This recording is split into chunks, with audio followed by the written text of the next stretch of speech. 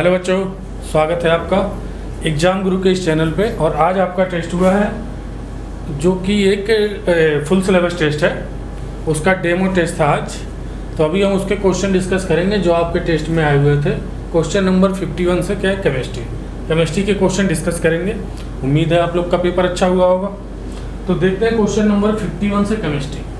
What will be pH of saturated solution calcium hydroxide having KSP हमें दिया है just to start precipitate. ठीक है, जस्ट टू स्टार्ट प्रेसिपिटेट हमें क्या निकालना है, पीएच निकालना है, पीएच निकालना है।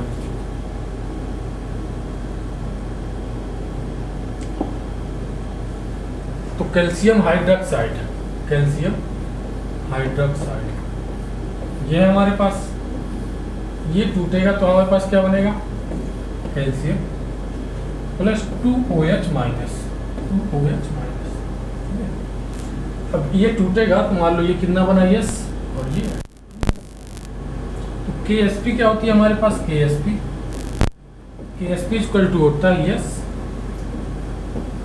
और 2S का स्क्वायर। यहाँ हमें KSP की वैल्यू दी गई है कितना, 4 × 10⁻⁻12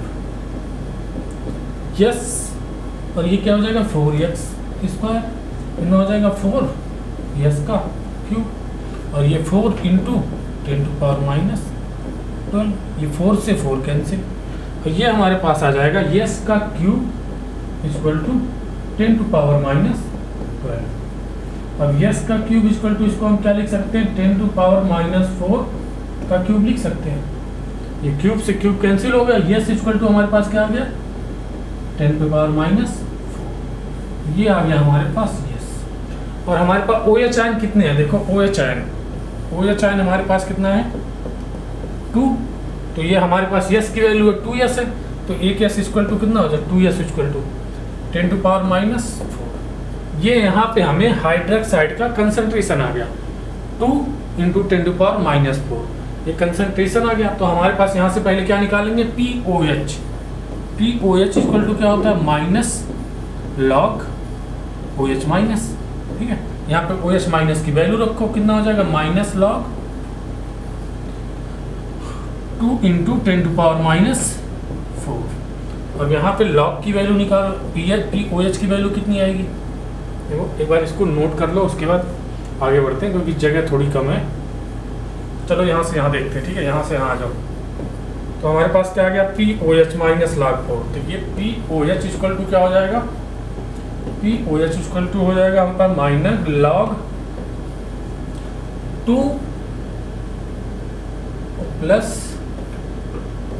log 10⁻⁻4 ये होता है, ये हो जाएगा माइनस log 2, और ये कितना आ जाएगा, minus log 10 minus 4 log 10। log 10 की वैल्यू हमें पता है बच्चों, log 10 की वैल्यू होती है 1। log 10 की वैल्यू कितनी होती है, 1। ये हो जाएगा माइनस log 2, और ये log 10 1 हो जाएगा, और ये हो जाएगा -4।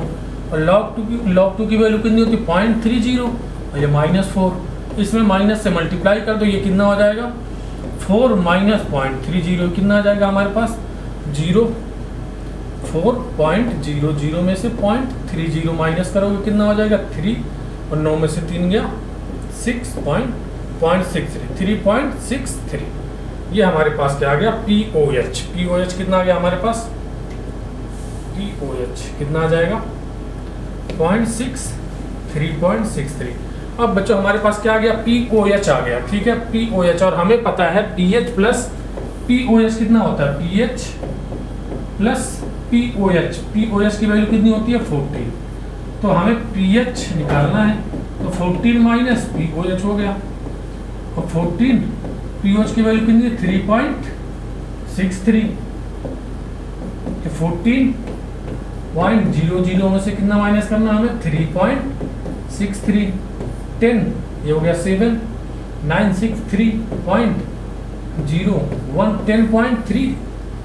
10.37 ये हमारे पास क्या आ जाएगा बच्चों, pH। तो pH इक्वल टू क्या हो गया, 10.37।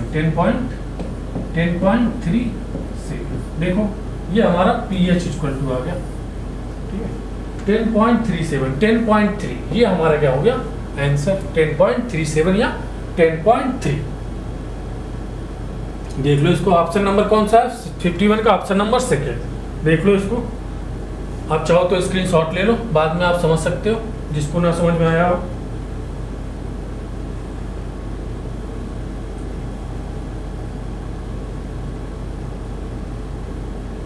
बढ़ते हैं नेक्स्ट क्वेश्चन 52 नंबर। इन टेट्रागोनल क्रिस्टल, इन टेट्रागोनल क्रिस्टल, ठीक है हमें बताना है ABC। तो हमें पता है बच्चा क्रिस्टल कितने प्रकार का होता है, इसको याद करने का एक ट्रिक है CT, चलो थोड़ा पीछे से लिखते हैं, ठीक है CTOR CTOR HM, ये क्या हो गया क्यूबिक, ये हो गया टेट्रागोनल, क्यूबिक टेट्रागोनल, और ऑर्थोरोम्बिक,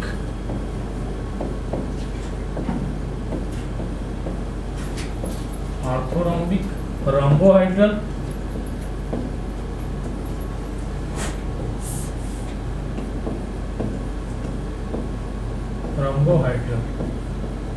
इसी तरह से ये होता है हेक्सागोनल, ये क्या होता है हेक्सागोनल, ये होता है मोनोक्लिनिक, और ये होता है ट्राइक्लिनिक।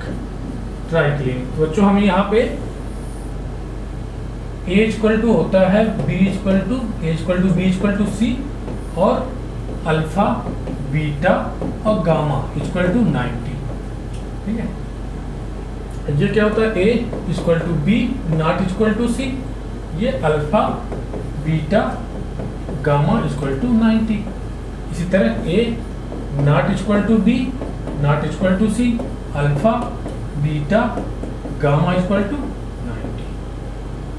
फिर दोबारा ये रिपीट होने लगता है A equal to B equal to C, और alpha beta gamma not equal to 90, ठीक है ये ध्यान रखने की बात है, alpha beta gamma not equal to 90। फिर हेक्सागोनल में क्या आ जाएगा A equal to B not equal to C, alpha beta equal to 90 और गामा इक्वल टू 120, ठीक है। इसी तरह मोनोक्लिनिक और ट्राइक्लिनिक, मोनोक्लिनिक में A not equal to B not equal to C, इसमें भी सेम चीज होती है A not equal to B not equal to C। इसमें होता है alpha gamma equal to alpha gamma equal to 90, beta not equal to 90, और यहाँ पे alpha not equal to beta not equal to gamma not equal to 90, ठीक है। अब हमें मैच करते हैं question A equal to B equal to C alpha tetragonal में।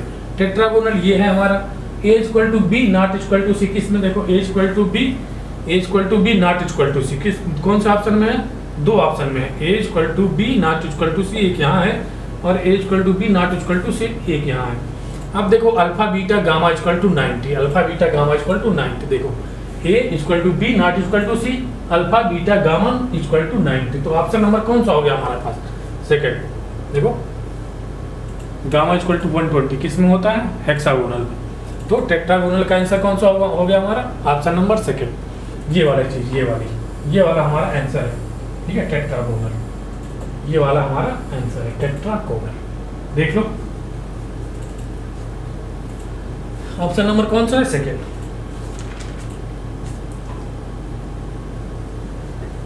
देखते हैं नेक्स्ट क्वेश्चन, इसका स्क्रीनशॉट लेना चाहो ले सकते हो। देखते हैं next question 53 number, absolute configuration of the following compound. इसको थोड़ा हम बड़ा लिख लेते हैं, ठीक है। इसमें हमें आरएस कॉन्फ़िगरेशन बताना है, आरएस कॉन्फ़िगरेशन, ठीक है। तो ये हमने थोड़ा बड़ा बना लिया इसी चीज को। ये क्या है हमारे पास CH3, और ये क्या है Cl है, और ये है H है, और ये है Cl, ये है H, और ये है C2H5, ठीक है। अब हम इसमें नंबरिंग करते हैं, ठीक है। नंबरिंग, इसको 1 नंबर, क्यों? क्योंकि इसका मॉलिक्यूलर वेट सबसे ज़्यादा है। और इसको देंगे 2 नंबर, इसको देंगे 3 नंबर, इसको देंगे 4 नंबर। ठीक है, अब हम किधर से किधर जाएंगे? 1 से 3, 1 से 4, ये 1 2 3 ऐसे जाएंगे, 1 2 3 4, 1 2 1 2, ऐसे नहीं जाएंगे 1 2 1 2 इधर से आएगा, तो हम कैसे जाएंगे? ऐसे क्लॉकवाइज। ये कैसा है? क्लॉकवाइज।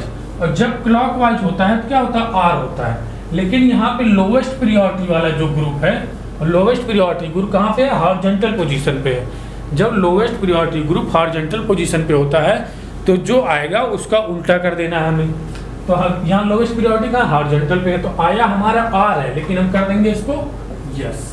ठीक है, यस।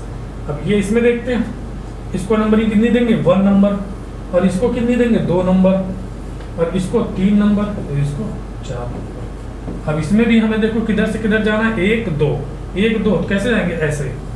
इसमें भी कैसे जा रहे हैं? क्लॉकवाइज। तो होना चाहिए आर, लेकिन हो जाएगा यस। क्यों? क्योंकि लोवेस्ट प्रियोरिटी हमारी कहाँ है? हॉरिजॉन्टल पोजीशन पे है। कितना हो जाएगा? यस। तो हमारा दोनों यस है। ठीक है, इसमें देखो नंबरिंग दिया है, इसको 2 इसको 3, तो क्या हो जाएगा? ये 2 नंबर है और ये कितना? 3 नंबर है। मतलब ये कार्बन का नंबर दिया है, तो 2s और 3s, 2s और 3s, 2s 3s। देखो किसमें है? 2s 3s, option number second, option number second, 2s 3s।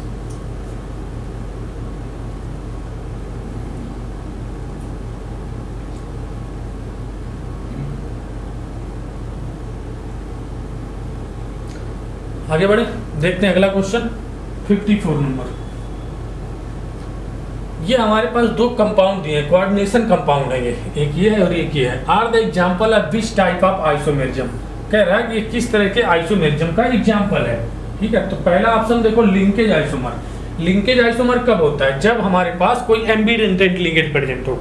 जब इस मॉलिक्यूल में कोई एम्बीडेंटेंट लिगेंड अगर प्रेजेंट है तो क्या होगा? तब लिंकेज आइसोमर होगा। तो हमें ऐसा एम्बीडेंटेंट लिगेंड क्या होता है? जो 2 तरफ से जुड़ सके मॉलिक्यूल से, जिसके पास 2 डोनर साइट हो। ठीक है, जिसके पास 2 डोनर साइट हो या 2 तरफ से जुड़ सके, तो उसको बोलते हैं एम्बीडेंटेड लिगेंड। तो इसमें हमारे पास एम्बीडेंटेड लिगेंड कोई है नहीं। अब इसको देखो आयोनाइजेशन आइसोमर, अब चेक करते हैं आयोनाइजेशन आइसोमर। लिंकेज तो कैंसिल हो गया, क्यों? क्योंकि एम्बीडेंटेड लिगेंड नहीं है। अब आयोनाइजेशन चेक करते हैं। आयोनाइजेशन में क्या होता है? जब मॉलिक्यूल को आयोनाइज करने पे अलग अलग तरह के आयन प्राप्त हो। देखो इसको आयोनाइज करेंगे तो हमारे पास क्या मिलेगा? SO-2 और प्लस ये पूरा कंपाउंड, और इसको करेंगे तो यहाँ मिलेगा, ये है Br2। ठीक है, ये है हमारे पास 4 है। ठीक है, ये गलत छप गया, ये 4 है, और ये है, ये भी 4 है। ये है Br2 और ये SO4 है। यहाँ पे ये Br2 है और SO4 है। ठीक है, तो इसको हम जब आयोनाइज करेंगे तो ये हमारे पास देखो यहाँ पे सल्फेट और ये पूरा कंपाउंड बनेगा। ठीक है, और यहाँ पे ये Br2 मिलेगा, 2Br माइनस मिलेगा, 2Br माइनस मिलेगा, और ये पूरा कंपाउंड मिलेगा। तो 2 तरह के इसको आयोनाइज करने के बाद हमारे पास अलग अलग तरह के आयन मिल रहे हैं। जब अलग अलग तरह के आयन मिलेंगे तो होगा आयोनाइजेशन आइसोमर। तो ये वाला हमारा आंसर सही है, आयोनाइजेशन आइसोमर। तो ऑप्शन नंबर सेकंड। क्यों? क्योंकि इसको आयोनाइज करने पे हमारे अलग अलग तरह के आयन मिल रहे हैं।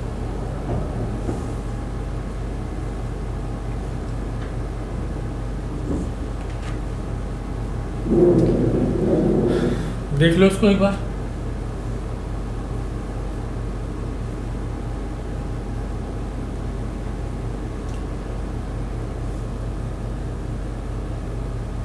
देखते हैं next question.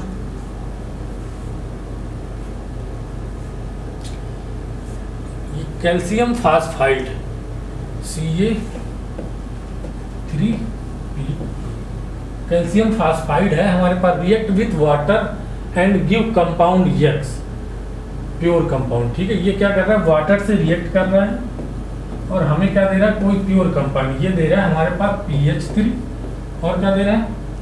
On inflammation but become inflammable going to the presence of P2H4 और P4।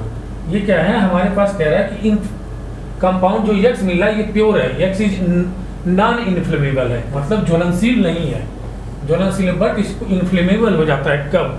ये इनफ्लेमेबल हो जाता है कब, जब इसको इसके साथ रखते हैं, ठीक है, वेपर, इसके वेपर के साथ रखते हैं x को, जब इसको हम, ये मिल गया हमारा x, ठीक है, ये मिल गया क्या x, इनको जब इसके वेपर के साथ रखेंगे तो ये क्या हो जाता है, इनफ्लेमेबल हो जाता है हमारे पास, ठीक है। और इसमें एक मिलेगा कैल्शियम हाइड्रोक्साइड भी मिलेगा हमारे पास, ठीक है, कैल्शियम हाइड्रोक्साइड।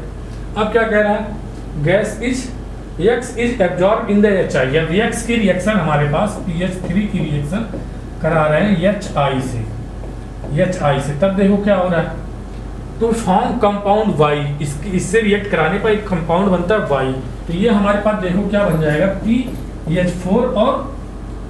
PH4 और I बन जाएगा। ये कौन सा कंपाउंड है, ये Y, ये क्या कह रहा है, Y, ये Y बन रहा है हमारे पास, किससे रिएक्ट कराने पे, HI से।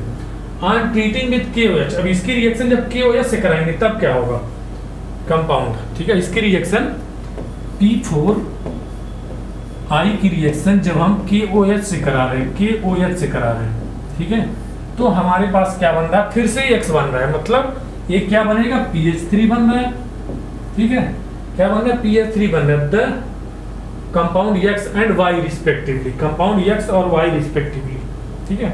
और यहाँ पे क्या बन रहा है, H2O बन रहा है और KI भी बन रहा है, ठीक है।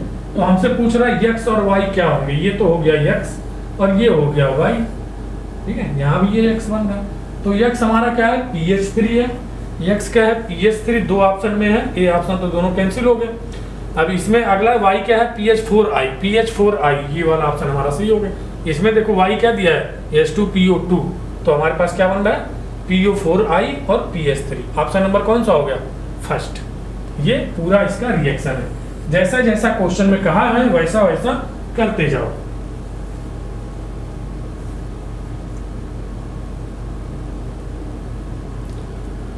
बढ़ते हैं नेक्स्ट क्वेश्चन 56 नंबर।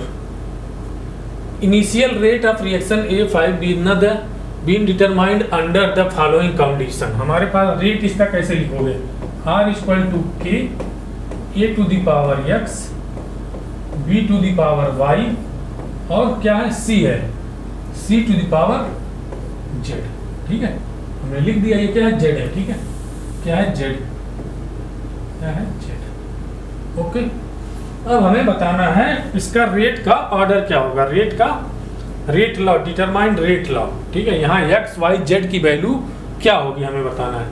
तो ठीक है, हम पहले देखो X की वैल्यू निकालते हैं। तो X की वैल्यू निकालने के लिए यहाँ पे लगाओ RCN रूल, ठीक है, RCN रूल। तो क्या करो, दो को कांस्टेंट कर देते हैं पहले, ये C और B को कांस्टेंट करके A की वैल्यू निकालते हैं। देखो हम क्या कर रहे हैं यहाँ पे, A और B और C को कांस्टेंट करो। देखो इन दोनों, ये एक्सपेरिमेंट है हमारे पास, एक एक्सपेरिमेंट, दो एक्सपेरिमेंट, इन दोनों में देखो B कांस्टेंट है, C कांस्टेंट है, दोनों में B कांस्टेंट है, C कांस्टेंट है, जो कांस्टेंट होगा वो तो कैंसिल हो जाएगा, ठीक है। तो हम 1 डिवाइड बाई 2 करते हैं, first experiment divide by second experiment. देखो first experiment divide by second experiment पहले करते हैं, ठीक है। फर्स्ट एक्सपेरिमेंट कितना है, R की वैल्यू कितनी है, 2.08 डिवाइड बाई 1.04 और ये 10⁻³ और 10⁻³ अब इसके 0.02 C की वैल्यू डिवाइड बाई 0.01 इसके पावर कितना है, टोटल पावर X।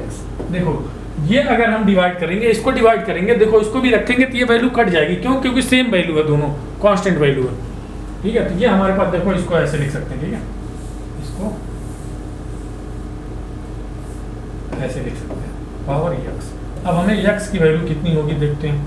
ये 10 पे -3 से 10 पे -3 कैंसिल, ये कितनी बार जाएगा, 2 बार जाएगा, कितना हो जाएगा 2 दशमलव, ये कितनी बार जाएगा 2 की पावर x और 2 की पावर 1। x की वैल्यू कितनी आ गई हमारे पास 1, x की वैल्यू कितनी आ गई 1, x की वैल्यू कितनी आ गई 1।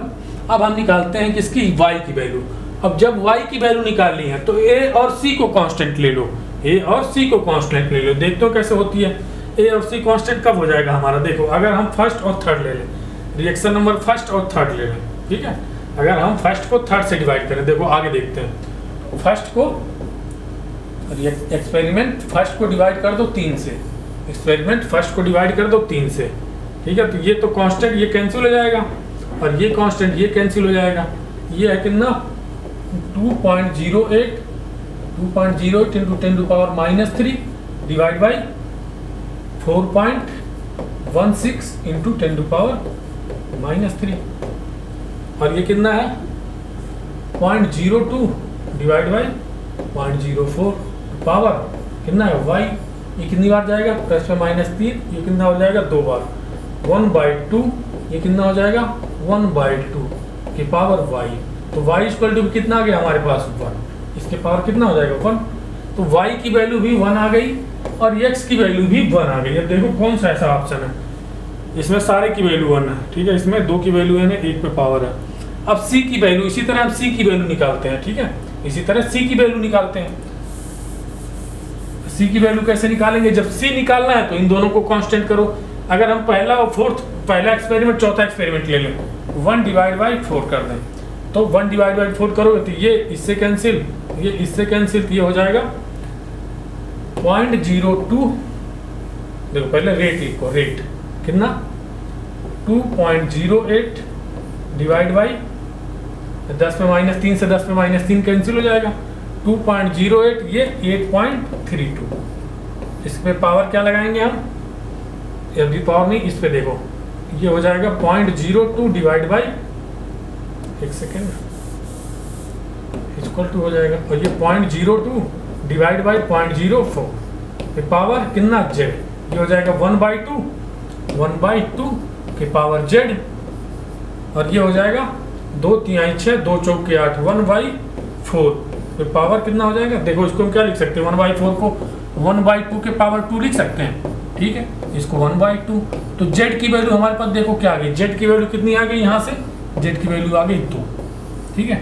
अब हम रिएक्शन मैच कराते हैं, a की वैल्यू 1, a की वैल्यू कितनी रखनी है 1, देखो यहाँ पे हम करते हैं, x की वैल्यू कितनी रखनी है a b c, x की वैल्यू 1, b की वैल्यू y की वैल्यू 1, z की वैल्यू 2, a b c का स्क्वायर, a b c का स्क्वायर, a b c का स्क्वायर, ऑप्शन नंबर फर्स्ट सही है हमारा, a b c का स्क्वायर, a b c का स्क्वायर, ऑप्शन नंबर फर्स्ट सही है, देख लेना a b c का स्क्वायर, ये वाला हमारा आंसर होगा a b c का स्क्वायर,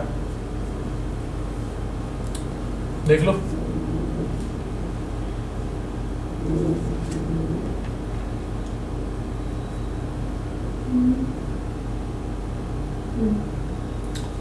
आगे बढ़े, देखते हैं next question 57 number. 4.5 gram aluminium at mass 27 AMU is deposited at cathode from A3+ solution by a certain quantity of electric charge. The volume of hydrogen produced at the hydrogen ion is soluble solution by the same quantity of electric charge pass. मतलब यहाँ से जो electric charge हमें मिलेगा उसको हम किससे hydrogen ion के सोल्यूशन में पास कर देंगे, तो कितना quantity of hydrogen ion deposit होगा, ठीक है। देखो 4 पॉइंट, ये हमें फार्मूला पता है W equal to A into Q into N factor into Faraday.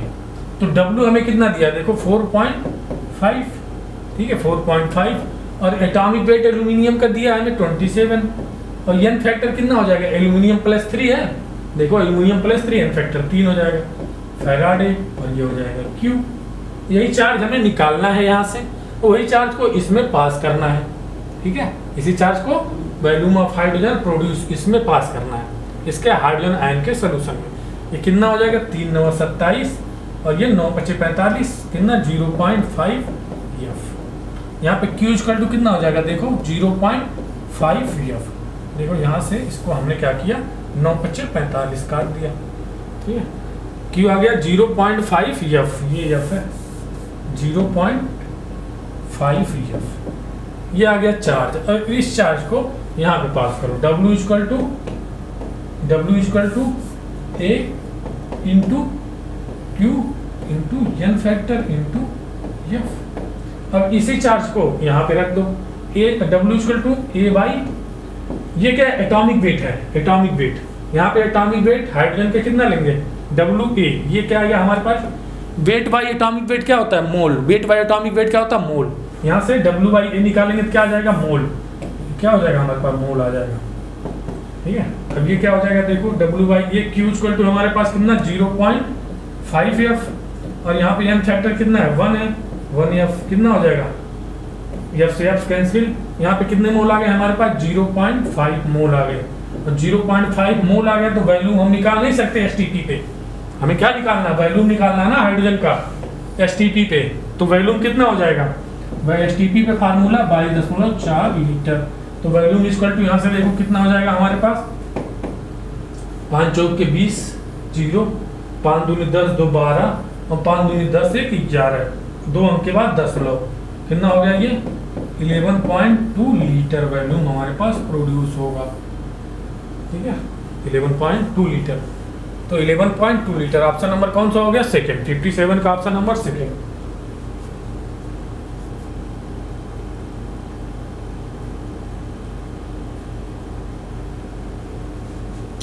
आगे बढ़े 58 number most reactive towards electrophilic substitution reaction. Electrophilic substitution reaction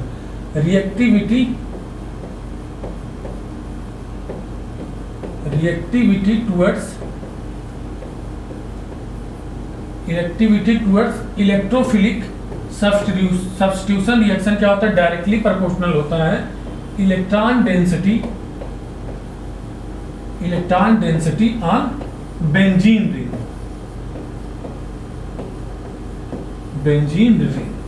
अब बेंजीन रिंग पे जितनी ज्यादा इलेक्ट्रॉन डेंसिटी होगी वह उतना ज्यादा रिएक्टिव होगा किसके लिए इलेक्ट्रोफिलिक सब्स्टिट्यूशन के लिए। इलेक्ट्रोफिलिक सब्स्टिट्यूशन होता क्या है इलेक्ट्रोफाइल क्या करता है बेंजीन पे अटैक करता है और हाइड्रोजन को रिप्लेस करता है। ठीक है अब देखो जिस बेंजीन पे इलेक्ट्रॉन डेंसिटी ज्यादा होगी वो ज्यादा रिएक्टिव होगा।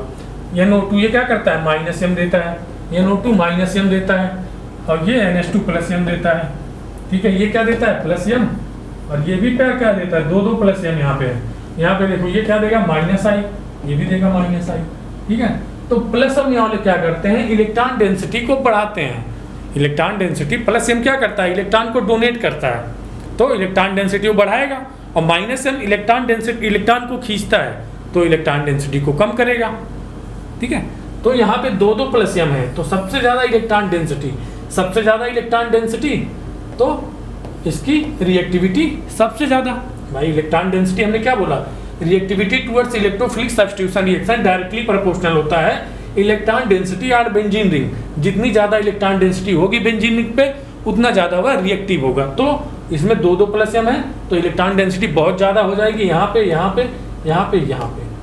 तो ये क्या हो जाएगा सबसे ज्यादा रिएक्टिव हो जाएगा। तो ऑप्शन नंबर हमारा कौन सा होगा थर्ड। ये इसका कॉन्सेप्ट है ये इसका क्या है कॉन्सेप्ट है 58 देख लो एक बार कॉन्सेप्ट आप एक बार देख लो एक बार ये देख लो +M +H और +I ये क्या करते हैं इलेक्ट्रॉन डेंसिटी को बढ़ाते हैं इलेक्ट्रॉन डेंसिटी को क्या करते हैं बढ़ाते हैं।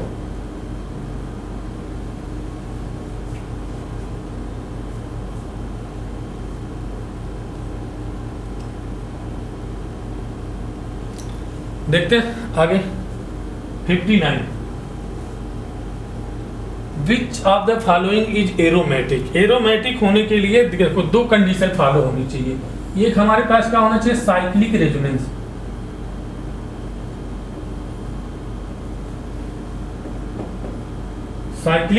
होना चाहिए हमारे पास साइक्लिक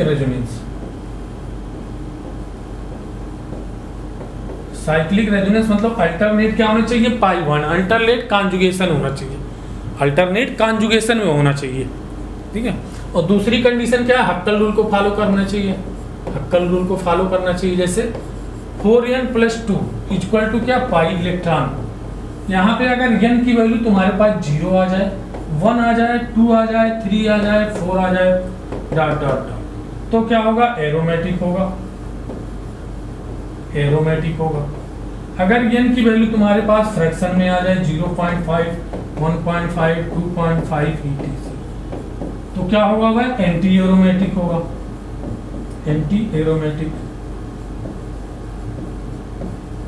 अगर हमारे पास साइक्लिक रेजोनेंस ही नहीं है, अगर साइक्लिक रेजोनेंस नहीं है तो क्या होगा, वह नॉन एरोमेटिक होगा, non aromatic, non aromatic, non aromatic होगा। ये इसका कॉन्सेप्ट है।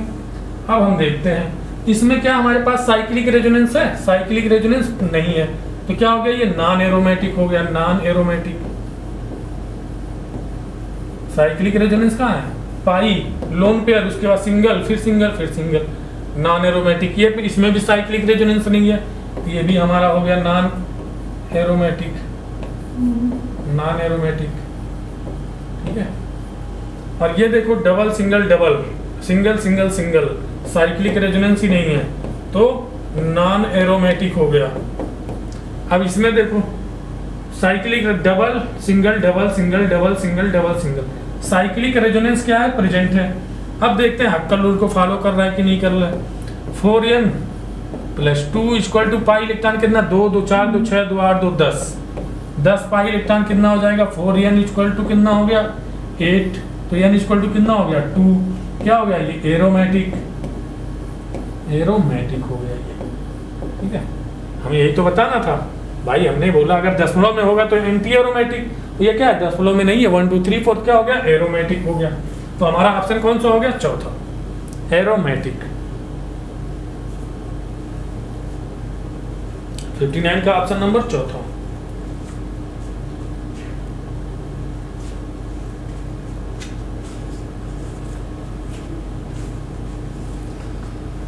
देखते हैं next question 60 number, assertion reason का क्वेश्चन है। लिखा है लोअर कार्बोक्सिलिक एसिड, जो छोटे कार्बोक्सिलिक एसिड होते हैं जिनमें क्या कार्बन चेन छोटी होती है, उनको लोअर कार्बोक्सिलिक एसिड बोलते हैं। और सॉल्युबल इन वाटर, कह रहा है वो क्या होते हैं, सॉल्युबल होते हैं वाटर में। While higher carboxylic acid, higher carboxylic acid मतलब हो गया जिसमें कार्बन की चेन लंबी हो, आर इनसॉल्युबल इन वाटर। भाई बात तो सही है, अगर देखो छोटे कार्बोक्सिलिक एसिड हम लेते हैं जिनमें कार्बन की संख्या कम हो, ठीक है, तो उसमें क्या होता है, कार्बन क्या होता है हमारा नॉन पोलर होता है और इनसॉल्युबल होता है, ठीक है। कार्बन जो होती है, जो कार्बन की चेन होती है नॉन पोलर होती है और इनसॉल्युबल होती है, इनसॉल्युबल होती है पोलर सॉल्वेंट में, वाटर में, वाटर पोलर होता है इसलिए वो पोलर सॉल्वेंट में इनसॉल्युबल होती है। और क्या होता है, आप जो एसिड पार्ट होता है वो क्या होता है, सॉल्युबल होता है, क्यों, क्योंकि हाइड्रोजन बॉन्डिंग बना लेता है वो। तो जैसे जैसे नॉन पोलर कार्बन चेन बढ़ेगी, कार्बन चेन बढ़ेगी तो हमारा जो कार्बोक्सिलिक एसिड होगा वो बढ़ेगा, हायर कार्बोक्सिलिक एसिड हो जाएगा वो। तो क्या होगा, उसमें नॉन पोलर रीजन जो इनसॉल्युबल पार्ट है वह बढ़ रहा है, इनसॉल्युबल पार्ट जब बढ़ रहा है तो उसकी सॉल्युबिलिटी क्या हो जाएगी, कम हो जाएगी, ठीक है ना। तो सही लिखा। आप रीजन इसका देखते हैं, रीजन क्या दे रहा है, lower carboxylic acid form hydrogen bond with water. हमने क्या बोला, जो लोअर कार्बोक्सिलिक एसिड होते हैं वो हाइड्रोजन बॉन्ड बनाते हैं वाटर से, but higher carboxylic acid, higher carboxylic acid have increase hydrophobic interaction. Hydrophobic interaction मतलब जो कार्बन की चेन बनती है, और कार्बन चेन क्या होता है, हाइड्रोफोबिक होता है, वाटर से रिएक्शन नहीं करता है। अब हाइड्रोकार्बन, देखो हाइड्रोकार्बन पार्ट लिखा हुआ है यहाँ पे, तो हमारे पास असर्शन भी सही है और रीजन भी सही है, रीजन भी सही है। तो कौन सा हो जाएगा, पहला ऑप्शन, ठीक है। जब both assertion reason are true, the reason is correct explanation of assertion, सही है। तो 60 का कौन सा हो गया हमारे पास, 60 का पहला।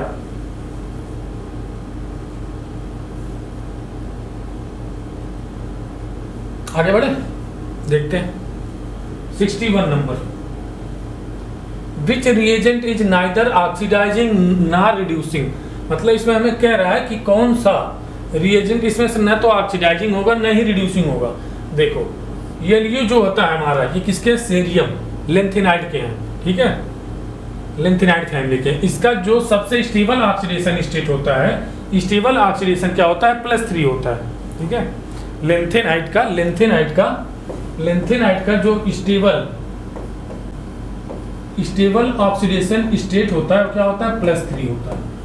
अब ये जो +3 में होगा वो न तो ऑक्सीडाइज होना चाहेगा न ही रिड्यूस होना चाहेगा, क्यों, क्योंकि उसका स्टेबल ऑक्सीडेशन स्टेट क्या है, +3 है। तो ये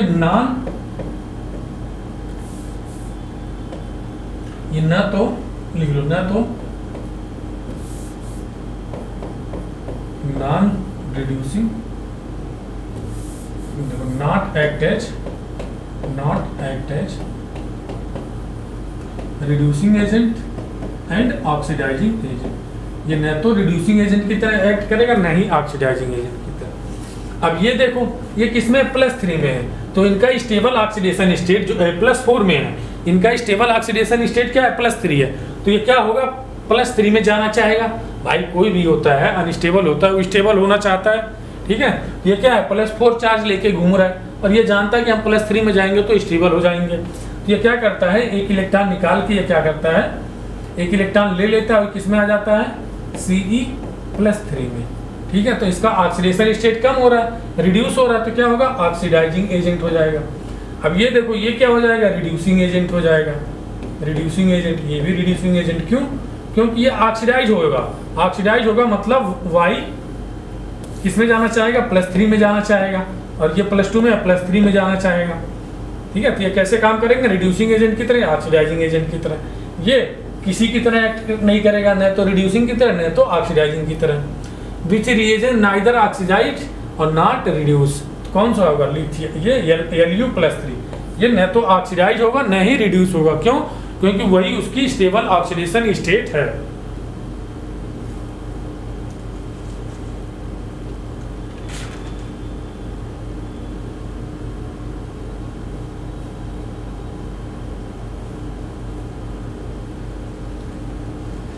आगे बढ़े, देखते हैं 62 नंबर। मिस मेटल पूछा है, एन एलॉय ऑफ, किसमें होता है, सेरियम होता है कितना, 94 से 95%। मिस मेटल में क्या होता है, सेरियम, मतलब लेंथेनाइट कितना होता है, 94 to 95%। 94 से कितना, 95% होता है। बाकी 5% में क्या होता है, आयरन होता है, 5% आयरन होता है। बाकी कुछ ट्रेस एलिमेंट होते हैं, ट्रेस एलिमेंट होते हैं, जैसे सिलिकॉन हो गया, हाँ सिलिकॉन ट्रेस एलिमेंट में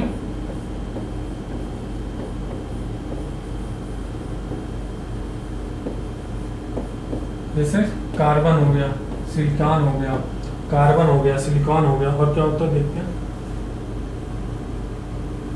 कार्बन हो गया, सिलिकॉन हो गया, सल्फर हो गया, कैल्शियम हो गया। ये क्या होते हैं, हमारे पास ट्रेस एलिमेंट के फॉर्म में थोड़ा बहुत पाए जाते हैं। सेरियम सबसे ज़्यादा और आयरन उसके बाद। तो मिस मेटल क्या होता है, हमारे पास ये होता है, ठीक है, सेरियम प्लस आयरन, एनसीईआरटी में है ये। आगे बढ़े, 63 नंबर देखते हैं। CCl4NaOH, ठीक है। हमने राइमर टीमन रिएक्शन हमें पता है, राइमर टीमन रिएक्शन क्या होती है कि जब हम फिनाइल की रिएक्शन किससे कराते हैं, फिनाइल की रिएक्शन हम जब कराते हैं chloroform CHCl3 chloroform plus NaOH से, NaOH से कराते हैं, तो हमारे पास क्या बनता है, NaOH से कराते हैं तो हमारे पास सैलिसिल डिहाइड बनता है, सैलिसिल डिहाइड बनता है, OH और CHO, सैलिसिल डिहाइड बनता है। अब यहीं पे अगर हम क्लोरोफॉर्म की जगह CCl4 ले लेते हैं, क्लोरोफॉर्म की जैसे जैसे हमारे पास देखो यहाँ पे लिया है, फिनॉल की रिएक्शन किससे करा रहा है, CCl4 से और NaOH से। तो यहाँ पे हमारे पास क्या बन जाता है, सैलिसिलिक एसिड बन जाता है, सैलिसिलिक एसिड बन जाता है, OH और ये COOH, सैलिसिलिक एसिड बनेगा हमारा, ठीक है। यहाँ से रिएक्शन कराएंगे, क्या बनेगा, सैलिसिलिक एसिड। तो ये हमारा क्या है, सैलिसिलिक एसिड, यही तो है, देखो ये तो सैलिसिलडिहाइड है। तो 63 का कौन सा ऑप्शन हो गया, 4th नंबर, 63 का 4, सैलिसिलिक एसिड बनेगा।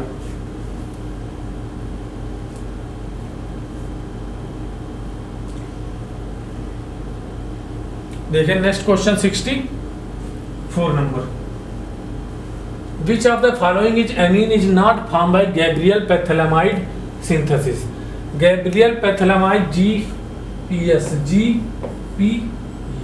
Reaction, Gabriel phthalimide synthesis reaction से हमारे पास क्या बनता है, प्राइमरी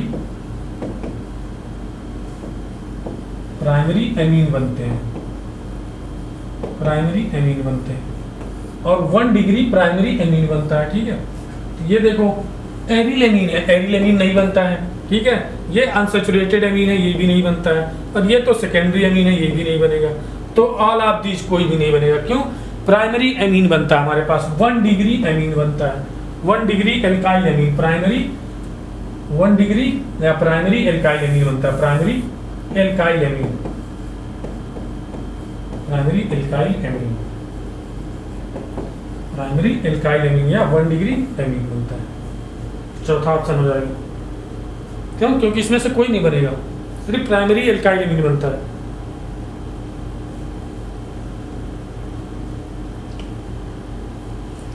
देखते हैं नेक्स्ट क्वेश्चन 65 नंबर। हमारे पास क्या है? Which are the following statement not true about glucose. Glucose का पहले स्ट्रक्चर बनाओ, CHO हो गया और CHOH और ये हो जाएगा CH2OH, ठीक है। ये है हमारे पास ग्लूकोज, क्या है? ग्लूकोज, ठीक है। अब पहला ऑप्शन पढ़ो, इट इज एल्डोहेक्सोज। क्या है? 6 कार्बन है, एक ये है 4, ठीक है, 4 है ये CHOH और ये है 4। कितने कार्बन है? 1 और ये 4, एक 5 और एक 6, 6 कार्बन तो हेक्सोस बोलते हैं, 6 कार्बन के लिए हेक्सोस। और एल्डो क्यों बोलते हैं? क्योंकि इसमें एल्डिहाइड ग्रुप होता है। तो क्या है? ये एल्डोहेक्सोस है, ठीक है। पहला ऑप्शन सही है। It contain 5 hydroxyl group, 5 hydroxyl group. देखते हैं, 4 ये है और एक ये है, 5 हो गया। एक हाइड्रॉक्सिल ग्रुप ये हो गया और एक ये हो गया, 5 हाइड्रॉक्सिल ग्रुप, ये भी सही है। It is a reducing sugar, reducing sugar होता है, सही है। सुक्रोज को छोड़ के ये सब रिड्यूसिंग शुगर होते हैं, reducing sugar. It is an aldopentose, pentose मतलब क्या? 5 कार्बन, 5 कार्बन कहाँ है? इसमें तो 6 कार्बन है, 1 4 और एक 5 एक 6। ये ऑप्शन हमारा गलत हो गया। तो हमें क्या बताना था? नॉट ट्रू बताना था, तो चौथा ही नॉट ट्रू होगा। हमें नॉट ट्रू बताना था ना, ये सब तो सही है भाई। ग्लूकोज के लिए ये तीनों ऑप्शन सही हैं, बस ये चौथा गलत है और हमें गलत ही बताना था। तो हमारा आंसर जो जाएगा वो कौन सा जाएगा? चौथा, 65 का 4th। आगे बढ़े, देखते हैं 66 नंबर। हमें प्रोडक्ट बनाना है, red phosphorus HI। Red phosphorus HI क्या होता है? एल्केन लेवर होता है। इसे CO बॉन्ड को तोड़ के हमेशा एल्केन बना देता है। इसको जहां भी CO बॉन्ड मिलेगा, रेड फास्फोरस HI को जहां भी CO बॉन्ड मिलेगा उसको तोड़ के एल्केन बना देगा। क्या होता है? एल्केन लेवर। ये क्या कर दो? इसको एल्केन बना दो, इसको तोड़ के एक H इसको दो, एक H इसको दो, इसको तोड़ो, एक H इसको, एक H इसको, इसको तोड़ो, एक H इसको, एक H इसको। ये हमारे पास क्या हो जाएगा? CH3 CH2 और ये CH3 और क्या बन जाएगा? देखो H2O, कितना H2O बनेगा? एक H2O, 2 H2O, 2 H2O बन जाएगा। हमारे पास मेन प्रोडक्ट पूछ रहा है, ठीक है। 2 H2O बन जाएगा और HI भी बन जाता है, HI नहीं, H2I2 बन जाएगा, I2, ठीक है। तो हमारे पास मेन प्रोडक्ट ये पूछ रहा है, ठीक है। साइड प्रोडक्ट से हमें नहीं लेना देना। तो हमारे पास क्या बनेगा? एल्केन। ऑप्शन नंबर कौन सा हो गया? सेकेंड, 66 का ऑप्शन नंबर सेकेंड।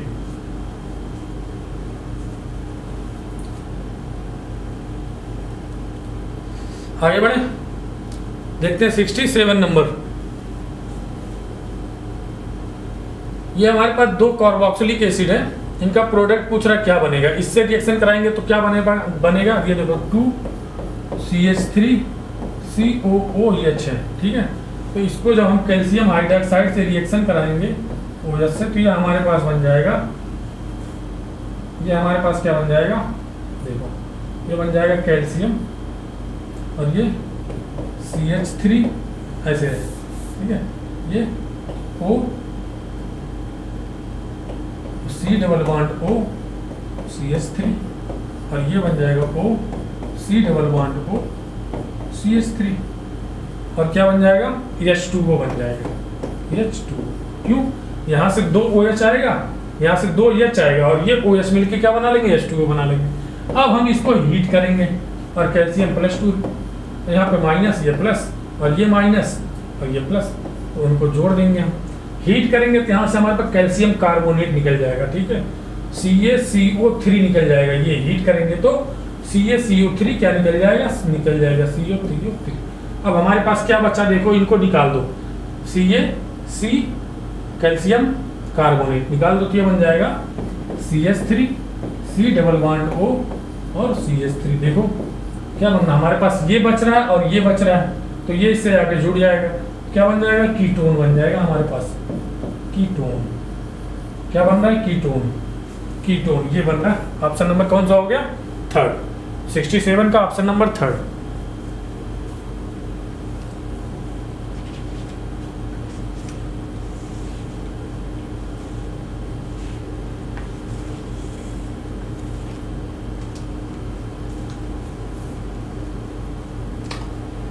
आगे बढ़े, 68 नंबर देखते हैं। Which of the following is cationic detergent, हमें कैटायनिक डिटर्जेंट बताना है, ठीक है। सोडियम, इसको एल्काइल भी बोलते हैं, एल्काइल बेंजीन भी बोलते हैं, डेकाइल बेंजीन भी बोलते हैं, डेकाइल बेंजीन सल्फोनेट। ये क्या होता है, कैटायन एनायनिक होता है, एनायनिक डिटर्जेंट होता है। और ये सोडियम लॉरिल सल्फेट, ये भी एनायनिक डिटर्जेंट होता है, एनायनिक। सोडियम स्ट्रेट, ये भी एनायनिक होता है, एनायनिक होता है। सेंटी ट्राई मिथाइल एल्यूमिनियम ब्रोमाइड, ये होता है cationic detergent.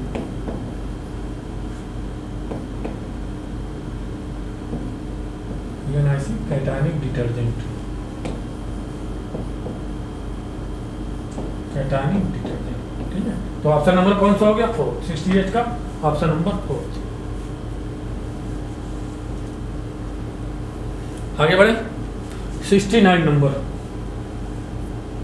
69, what you will be the freezing point of 20% ionise 0.2 molar sodium of weak electrolyte XY, weak electrolyte है, ठीक है। इस 20% आयोनाइज हो रहा है, ठीक है, 20% आयोनाइज हो रहा है।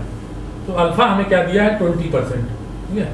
तो हमने डेल्टा TF इक्वल टू क्या होता है, I into KF into M molality. इसको हम क्या लिख सकते हैं, TF कम हो जाता है, TF yes minus TF not minus TF yes, TF not minus TF yes, मतलब ये प्योर सॉल्वेंट का और ये सोल्यूशन का। और I इंटू KF की वैल्यू हमें दी है, देखो कितना दी है, 1.86 और मोलैलिटी भी हमें दी गई है कितना, 0.2। मेन दिक्कत हमें क्या, I निकालने की, हमसे ये पूछा है, क्या है ये, freezing point of solvent, freezing point of solution है, फ्रीजिंग पॉइंट ऑफ सोल्यूशन है, ये होता है फ्रीजिंग पॉइंट ऑफ सॉल्वेंट। आई की वैल्यू निकालते हैं, आई इक्वल टू क्या होता है, 1 plus n minus 1 alpha. Alpha हमें दिया, आयन कितने होंगे इसमें, 2 आयन होंगे, plus minus 2 ion. I equal to 1 plus 2 minus 1, और अल्फा कितना दिया है, 20/100 कितना हो जाएगा, 20/100 कितना हो जाएगा, 0.2। ये कितना हो जाएगा, 1 प्लस ये 1 इंटू 0.2 कितना हो गया, 0.2, 1.2 आ गया आई की वैल्यू। अब 1.2 की यहाँ वैल्यू रख दो, यहाँ से हमारा TF कितना आ जाएगा, आई की वैल्यू 1.2 इंटू 1.86 इंटू 1.86 इंटू 0.2 कितना हो जाएगा, 12 दूनी 24 पॉइंट, 12 दूनी 24, 12 दूनी 24 कितना हो जाएगा, ये 0.24 आ गया, ठीक है। 12 दूनी 24 इंटू 1.86 मल्टीप्लाई करते हैं, देखते कितना आता है, 1.86 इतना 0.24, 4 चौक के 16 के 6 और 8 चौक 32, 1 33 और 4 के 9 4 3 7, 2 6 12, 2 8 16, 1 17 के 7, 2 के 9 2 1 3, कितना हो गया 6 और 3 2 5, 7 7 14, 3 और 1 4, और कितने अंक के बाद दशमलव, 4 अंक के बाद दशमलव। इसको हम क्या लिख सकते हैं, 0.44 और ये 56, इसको हम ये भी लिख सकते हैं 0.45 भी लिख सकते हैं।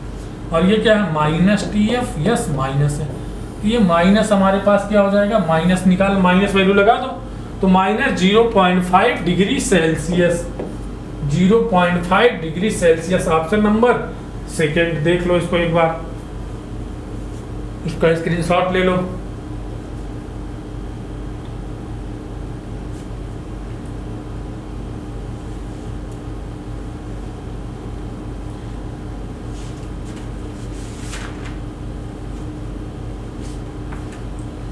आगे बढ़ते हैं।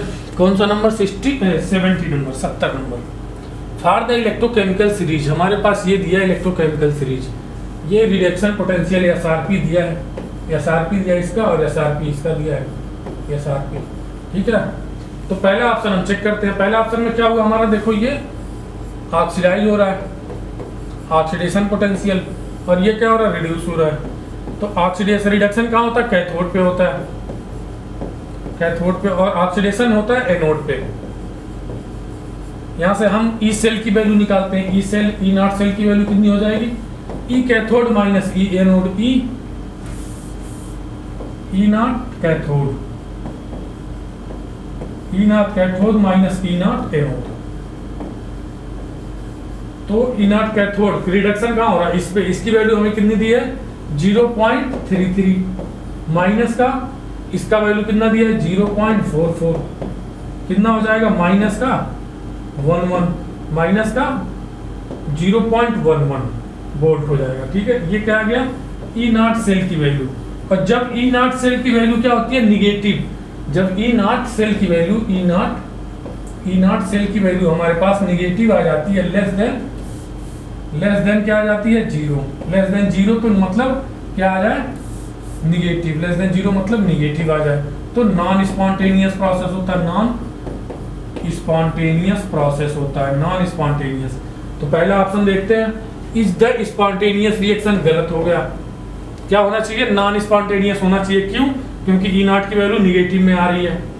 अब दूसरा देखते हैं, दूसरा ऑप्शन, ठीक है, इसको रब कर रहे हैं, दूसरा ऑप्शन देखते हैं।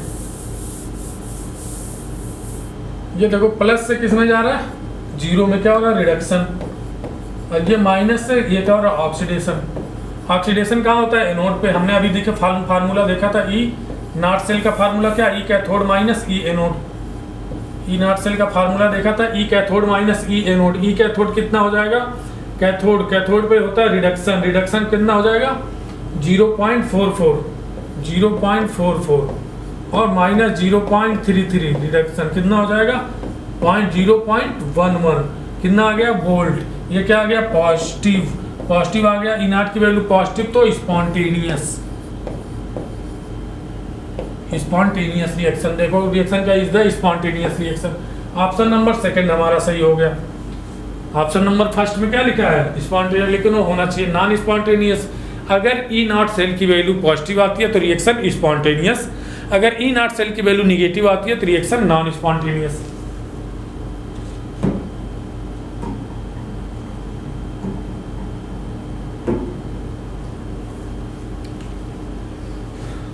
देखते हैं नेक्स्ट क्वेश्चन 71 नंबर। रिएक्शन हमारी दी गई है, true statement regarding to ever reaction, ठीक है। 71 इसमें देखो रिएक्शन है हमारे पास, रिएक्शन यहाँ गड़बड़ हो गई है, S-2 है, ये क्या है S-2 है, ये है A, ठीक है।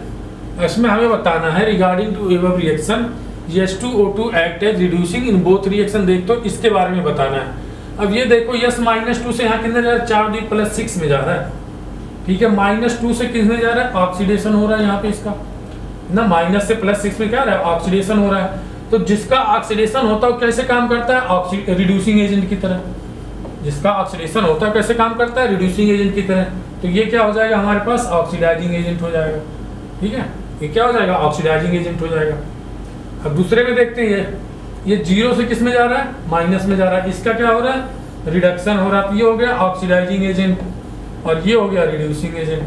तो पहले में कैसे एक्ट कर रहा है ऑक्सीडाइजिंग एजेंट की तरह, रिड्यूसिंग, ये गलत हो गया, क्यों रिड्यूसिंग लिखा है। H2O2 act as oxidising agent in reaction A and reductant in reaction B. पहले में कैसे ऑक्सीडेंट, ऑक्सीडेंट मतलब होता है ऑक्सीडाइजिंग एजेंट और रिडक्टेंट मतलब होता है रिड्यूसिंग एजेंट। तो पहले में कैसे है ऑक्सीडाइजिंग एजेंट और दूसरे में कैसे है reducing agent. Option number second सही हो गया।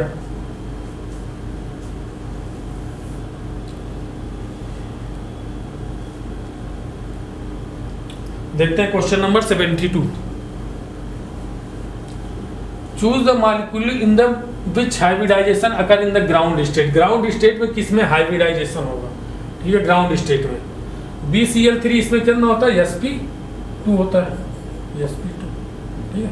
इसमें होता है sp, इसमें होता है sp3, 2 5 sp3 होता है, sp3 B8 में sp। ये देखो हमारे पास क्या होता है, फर्स्ट ऑप्शन देखो, फर्स्ट ऑप्शन में जैसे हमारे पास बोरान है, इसमें कितना होते हैं 5 इलेक्ट्रॉन होते हैं, तो 1s2 और 2s2 और 2p1 हो गया। तो इसमें ग्राउंड स्टेट में देखो किसमें हाइब्रिडाइजेशन हो रहा है,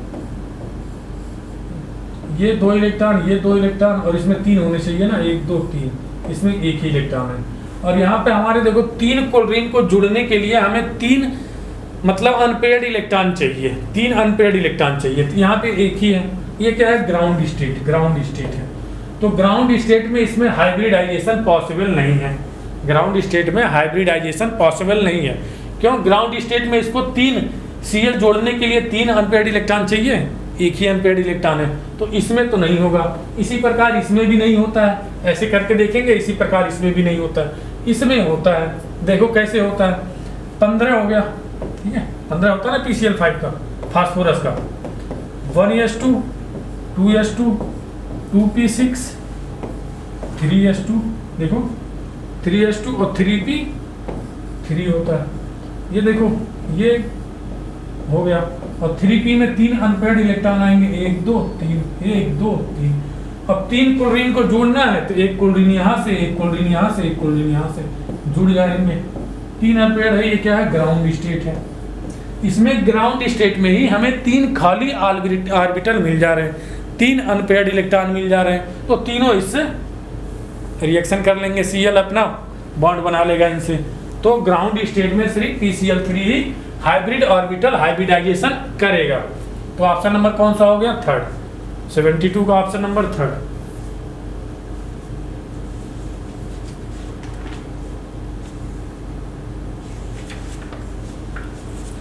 देखते हैं नेक्स्ट क्वेश्चन 73 नंबर। ब्यूटेन से आइसोब्यूटेन हो रहा है, ब्यूटेन से आइसोब्यूटेन कब होता है, आइसोमराइजेशन, जब इसके आइसोमर आएंगे। ब्यूटेन और आइसोब्यूटेन का आइसोमर एक दूसरे के। ब्यूटेन से लोअर हाइड्रोकार्बन, ब्यूटेन को तोड़ के लोअर हाइड्रोकार्बन बनाने, तो इसको क्या बोलते हैं, क्रैकिंग बोलते हैं, ठीक है। देखो ए का कौन सा, बी, ए का बी किस किस ऑप्शन, सारे ऑप्शन में है, और बी का ए किस ऑप्शन में है, सिर्फ एक ही ऑप्शन में है, ऑप्शन नंबर पहला हो गया। बी का ए देखो किस ऑप्शन में, सिर्फ एक ही है, इसमें BCD है, तो पहला ऑप्शन हमारा सही हो गया। और भी मिला लेते हैं, एन हेप्टेन से टॉलुइन, तो aromatisation, n heptane normal heptane से टॉलुइन बना रहे थे, एरोमेटाइजेशन C का D। और प्रोपेन से ये क्या है, रीड रिएक्शन, रीड कितना रीड रिएक्शन में बनता है SOCl2, कौन सा हो गया, D का C, ऑप्शन नंबर 5 सही है 73 का।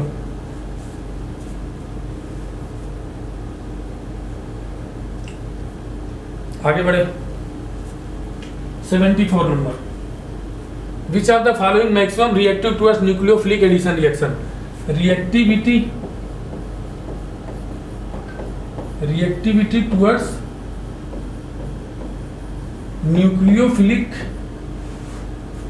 एडिशन रिएक्शन, ये डायरेक्टली प्रोपोर्शनल होता है चार्ज ऑन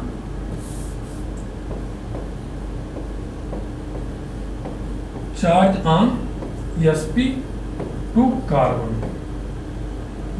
या इनवर्सली प्रोपोर्शनल होता है स्टेरिक हिंड्रेंस के। ये हमारा यहाँ पे कॉन्सेप्ट है, ठीक है।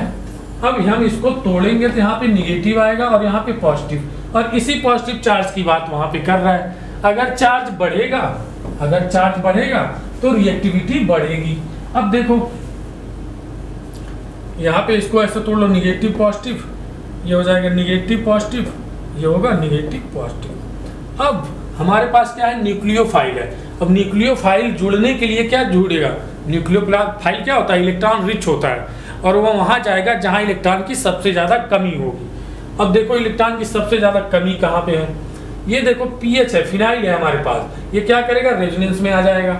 तो ये क्या करेगा, पॉजिटिव चार्ज को कम कर देगा, और हमें क्या चाहिए, पॉजिटिव चार्ज ज्यादा चाहिए। यहाँ देखो CH3 ये क्या करेगा, रेजोनेंस प्लस M, मतलब रेजोनेंस में जाएगा, ये रेजोनेंस हो रहा है, रेजोनेंस। यहाँ क्या हो रहा है, प्लस M हो रहा है, प्लस H, प्लस I हो रहा है, यहाँ plus I, plus I electron को देगा, चार्ज डेंसिटी को कम करेगा, चार्ज डेंसिटी कम होगी, रिएक्टिविटी कम होगी, चार्ज डेंसिटी कम होगी, रिएक्टिविटी कम होगी। यहाँ देखो, यहाँ भी ये क्या है, एक प्लस आई है। यहाँ देखो, ये इधर भी रेजोनेंस है, इधर भी रेजोनेंस है, ये पॉजिटिव चार्ज इधर भी जाएगा, इधर भी रेजोनेंस में जाएगा, तो सबसे ज्यादा कम हो जाएगा। तो रिएक्टिविटी हम देखेंगे, जो देखो यहाँ पे एक तरफ से सिर्फ प्लस आई है, सबसे ज्यादा रिएक्टिव, सबसे कम देखो पहले, सबसे कम रिएक्टिव कौन होगा, इधर देखो दो तरफ रेजोनेंस है, सबसे कम रिएक्टिव हो जाएगा चौथा। उसके बाद देखो रेजोनेंस यहाँ पे है, उसके बाद हो जाएगा पहला, उसके बाद क्या हो जाएगा दूसरा, सबसे ज्यादा रिएक्टिव कौन सा हो जाएगा तीसरा। तो ये है रिएक्टिविटी का ऑर्डर, जहां पे पॉजिटिव चार्ज सबसे ज्यादा, उसकी रिएक्टिविटी सबसे ज्यादा। तो ऑप्शन नंबर कौन सा हो गया, थर्ड। देखो इस पॉजिटिव चार्ज को कम करने के लिए बस एक ही है, यहाँ पे तो इधर रेजोनेंस कम कर रहा है, इधर भी रेजोनेंस कम कर रहा है, इधर तो दो प्लस आई है, इधर एक ही है।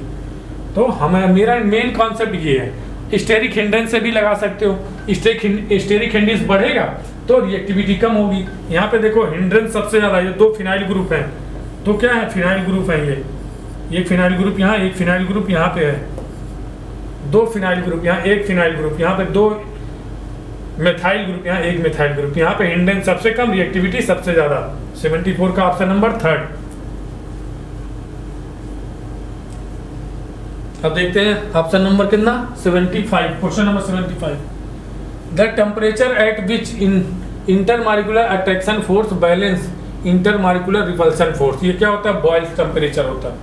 बॉयल्स टेम्परेचर पे क्या होता है, इंटरमॉलिक्यूलर, किसी मॉलिक्यूल के या गैस के मॉलिक्यूल के बीच में इंटरमॉलिक्यूलर अट्रैक्शन फोर्स और इंटरमॉलिक्यूलर रिपल्सन फोर्स बराबर हो जाते हैं कब, बॉयल्स टेम्परेचर पे।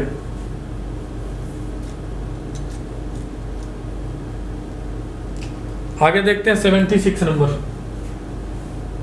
हमारे पास दो रिएक्शन दी गई है, ठीक है, इसको हम जोड़ेंगे, देखो क्या बनता है हमारे पास। हमें what quantity of diamond will be give 800 kilo joule heat, कितनी, अगर हम कितने डायमंड को जला दें कि हमारे पास हीट कितनी मिल जाए, 800 किलो जूल। तो यहाँ देखो डायमंड हम जलाते हैं, दोनों रिएक्शन जोड़ो, ये ग्रेफाइट से ग्रेफाइट कैंसिल, ये क्या हो गया सी डायमंड, डी लिख रहे हैं, और ये क्या बन जाएगा सी डायमंड प्लस O2, और ये क्या बन रहा है CO2, और यहाँ हीट देखो, दोनों रिएक्शन को हमने जोड़ दिया है बस, तो कितनी हो जाएगी, डेल्टा एच हमारे पास कितना हो जाएगा, -393.7 प्लस -2.1 किलो जूल। ठीक है, ये कितना हो जाएगा, 7 1 8 3 2 5, 395.8 माइनस का 395.8 किलो जूल हो जाएगा। ठीक है, इतनी एनर्जी। अब देखो का यहाँ क्या है, सी डायमंड है, सी डायमंड, इसके अगर 12 ग्राम को हम जलाएंगे, अगर 1 मोल इक्वल टू इसके मालिक, अगर 1 मोल लेंगे तो इसका वेट कितना हो जाएगा, 12 ग्राम। 1 ही मोल तो है, देखो 1 मोल का वेट कितना हो जाएगा, 12 ग्राम। इसके 12 ग्राम को जलाते हैं तो इतनी हीट मिलती है, देखो 395.8 किलो जूल हीट मिलती है, कितने, 12 ग्राम कार्बन के डायमंड को जलाने पे। ठीक है, 12 ग्राम को जला रहे हैं तो इतनी हीट मिल रही है। अब हमें कितनी चाहिए, देखो 800 किलो जूल चाहिए, इतनी किलो जूल मिल रही है, 800 किलो जूल चाहिए।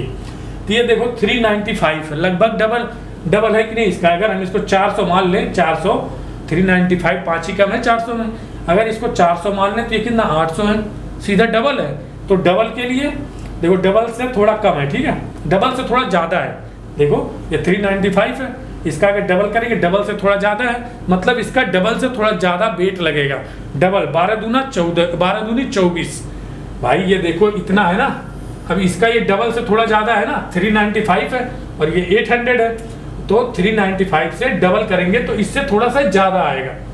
इसका डबल करेंगे तो इससे थोड़ा सा ज़्यादा है, तो इसका 12 ग्राम लग रहा था इतने में, तो 12 दूनी 24 ग्राम लग जाएगा। किसमें, 12 दूनी 24 दशमलव कुछ ग्राम लग जाएगा इतना हीट हमें प्रोड्यूस करने में। ठीक है, तो 12 दूनी 24 ऑप्शन को, ये देखो ऑप्शन में मिल गया हमारे पास कितना, 24.25 ग्राम। अगर आप करना चाहते हो तो इसके 1 किलो जूल के लिए कर दो 12/395.8, और उसके किसके 800 के लिए चाहिए, 800 किलो जूल के लिए, तो इसमें 800 से मल्टीप्लाई कर दो। तो 800 से मल्टीप्लाई करोगे तो हमारा कितना आएगा, 24.25 ग्राम आएगा। क्या, सी डायमंड। ऑप्शन नंबर कौन सा हो जाएगा? फर्स्ट।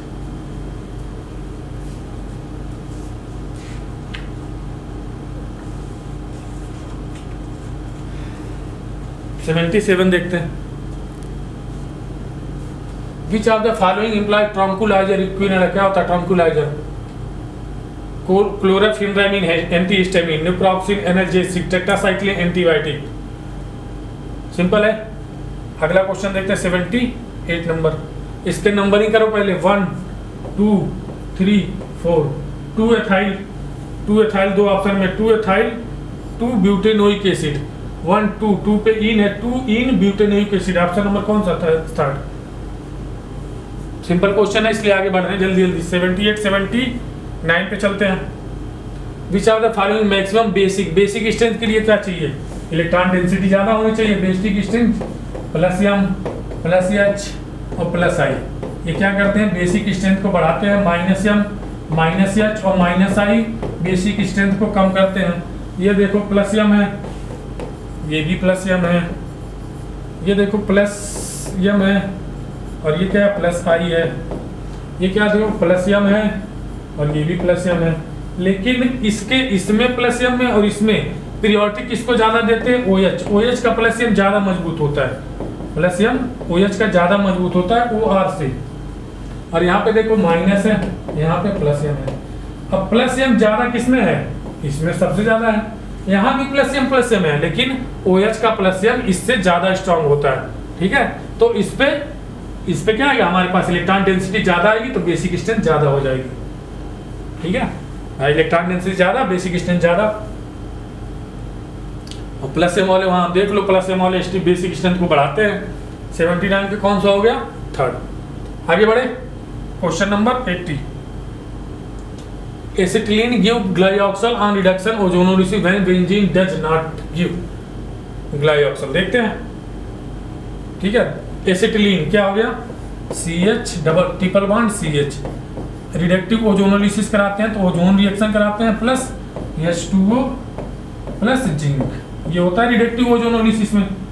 ठीक है, अब क्या होता है? यहाँ पे E बॉन्ड टूटता है, ठीक है, और ये दोनों बॉन्ड टूटते हैं। यहाँ पे बन जाता है हमारे पास CHO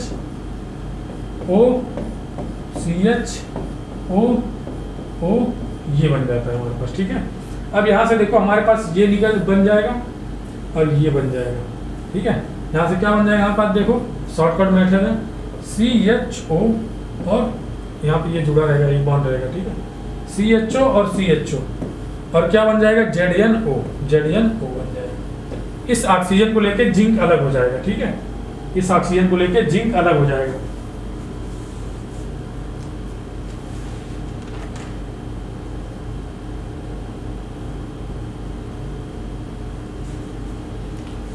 ठीक है, अब देखो ये हमारे पास ग्लाइऑक्सल, इसी तो बोलते हैं ग्लाइऑक्सल।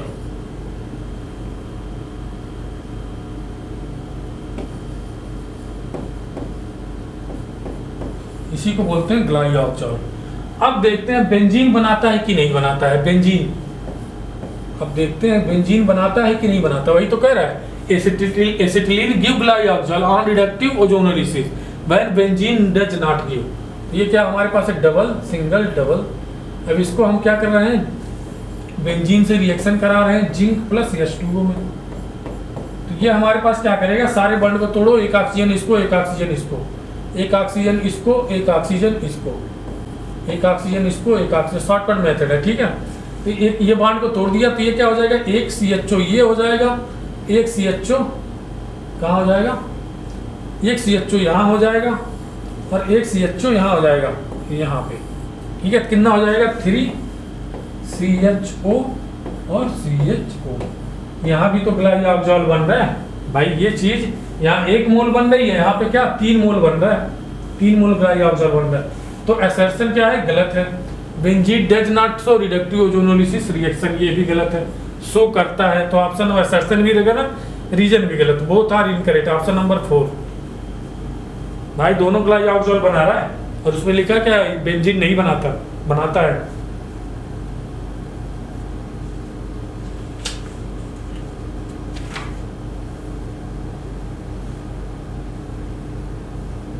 आगे बढ़ते हैं 81 नंबर।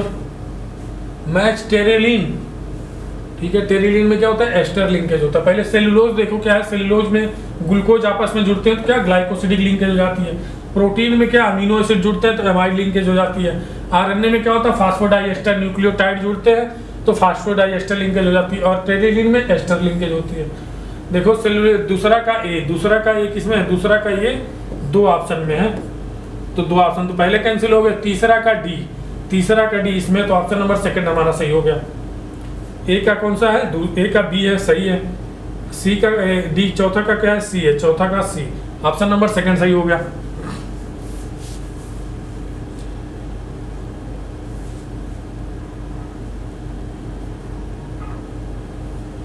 आगे बढ़ते हैं 82 number. Which is incorrect of the following reaction. देखो इससे हमारा बन रहा है, ये क्या है, ortho nitrophenol,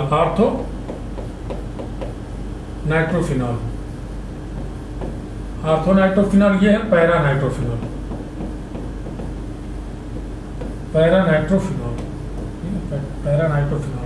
this is electrophilic substitution. यहाँ पे क्या होता है, नाइट्रेशन, ये NO2 हमारा क्या बनता है, इलेक्ट्रोफाइल, और सब्स्टिट्यूट करता है हाइड्रोजन को, तो इलेक्ट्रोफिलिक सब्स्टिट्यूशन रिएक्शन सही है। A and B can not be separated by vacuum distillation. चलो ये इसके बाद देखते हैं।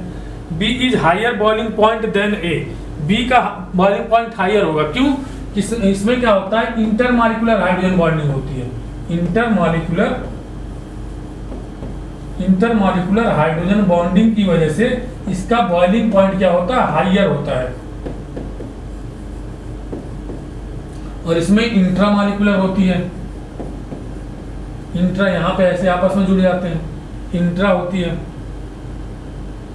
इंट्रामॉलिक्यूलर हाइड्रोजन बॉन्डिंग होती है, इसलिए इसका बॉइलिंग पॉइंट क्या हो जाता है, कम हो जाता है। ठीक है, B has higher boiling point than A, ये भी सही है। B is intermolecular hydrogen bonding and A, यहाँ पे ए इज, देखो A, B has intermolecular hydrogen bonding, A is intramolecular hydrogen bonding, सही है। तो हमारे पास कौन सा बचा, दूसरा, यही तो गलत है बस। विच इज इनकरेक्ट बताना भाई, जब 3 सही हो गए तो एक ही तो गलत होगा। इनका बॉइलिंग पॉइंट अलग अलग है, ठीक है। इसमें से देखो 3 सही हो गए, तो गलत कौन सा हो गया हमारे पास, दूसरा। 82 का ऑप्शन नंबर कौन सा हो गया, सेकंड सही है। चले आगे देखते हैं 83 नंबर।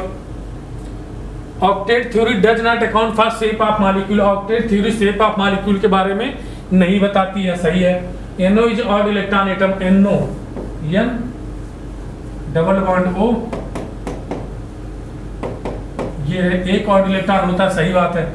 NO के पास ऑड इलेक्ट्रॉन मॉलिक्यूल है, सही है, लेकिन ऑक्टेट शेप ऑफ मॉलिक्यूल को नहीं बताता। स्टेटमेंट सेकंड सही है। स्टेटमेंट फर्स्ट क्या है, not account for the shape of molecule, ये भी तो सही है। तो बोथ स्टेटमेंट सही है। Statement first is correct but statement second is incorrect. Statement first is incorrect, statement both statement first and second, option 4 है, बोथ स्टेटमेंट करेक्ट है। 83 का option number 4।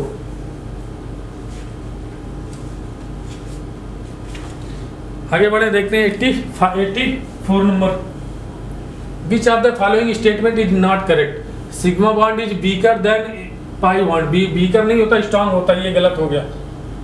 There are 4 coordinate bond in NH4, OH में सिर्फ 1 coordinate bond होता है। देखो N हो गया, 3 बॉन्ड बनाया, 1 2 3 बॉन्ड बनाया, एक लोन पेयर है। अब इसमें देखो H+ है, और इलेक्ट्रॉन H+ किसको देते हैं, इलेक्ट्रो पॉजिटिव को H+ देते हैं। एक हाइड्रोजन को H+ दे दिया, इसके पास एक भी इलेक्ट्रॉन है, नहीं है, ये दोनों इलेक्ट्रॉन इसको दे देता है। तो क्या होता है, एक कोऑर्डिनेट बॉन्ड होता है। NH4+ में क्या होता है, एक कोऑर्डिनेट बॉन्ड होता है, 4 नहीं होता, ये भी गलत हो गया। यहाँ पे क्या होता है, 1 कोऑर्डिनेट बॉन्ड होता है, 1 coordinate bond. The covalent bond is directional in nature, सही है। HF is less polar than, ये भी गलत है। HF इलेक्ट्रोनेगेटिविटी डिफरेंस ज्यादा होता है, इसलिए इसके पोलरिटी ज्यादा होती है, ठीक है। तो हमारा सही कौन सा है, HF is less polar than C, ठीक है। 84 का कौन सा हमारा सही है, इनकरेक्ट हमें बताना है, ठीक है। इनकरेक्ट में कौन कौन सा हो गया, देखो A B D तीनों इनकरेक्ट है, बस सही कौन सा है, B वाला, A B D option number 3। 84 का ऑप्शन नंबर 3 इनकरेक्ट ही तो बताना था हमें, A B D।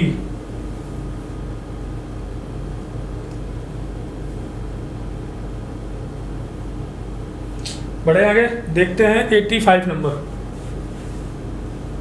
NLM value for electron Py, ठीक है, NLM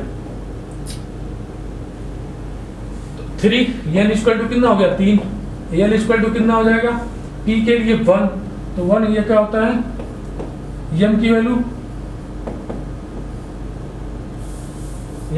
-1 0 +1, या इसको उल्टा भी लिख सकते हैं +1 0 -1। ये होता है हमारे पास x z y, और ये होता है x, इसको भी लिख सकते हो x z y, ठीक है, x z y। तो l की वैल्यू कितनी हो जाएगी, m की वैल्यू हमारे पास हो जाएगी +-1 हो सकती है। तो n equal to 3, l equal to 1 और m इक्वल टू 1 भी हो सकती है, +1 भी और -1 भी हो सकती है। तो both 1 and 2 are correct, option number 3, 85 का ऑप्शन नंबर 3।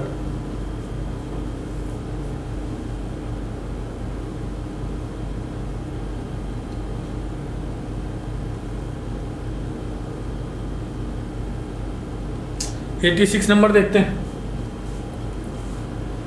हमें कॉलम मैच करना, total value of n in a cell n square. हमें अगर टोटल वैल्यू ऑफ कोई अगर n की वैल्यू दी है, अगर हमारे पास n की वैल्यू दी है तो m की वैल्यू क्या हो जाती है n का स्क्वायर। तो a का कौन सा हो गया यस, a का यस किस ऑप्शन में है, a का यस 2 ऑप्शन में है, a में है और तीसरे में है। Value of l in a cell, ठीक है, total value of m in a subcell, ये value of m in subcell, value of m, ठीक है, 2l + 1, b की हो जाएगी p, b का हो जाएगा p। Value of l in a cell, n की वैल्यू अगर हमें दी गई है, अगर n की वैल्यू दी गई है इस सेल, अगर n की वैल्यू दी है तो l की वैल्यू क्या ये होती है 0 to n - 1, यही तो होती है 0 to n - 1, 0 to n - 1, ठीक है। तो 0 to n - 1 कौन सा ये हो गया इसका, और b का कौन सा हो गया p, b का p किसमें है भाई, 2 ऑप्शन तो गलत हो गए हमारे पास, a का r, a का यस वाले कौन से 2 ऑप्शन, ये तो गलत हो गए, ठीक है। और b का का कौन सा है हमारे पास p, यहाँ भी b का p है, ठीक है, b का p है।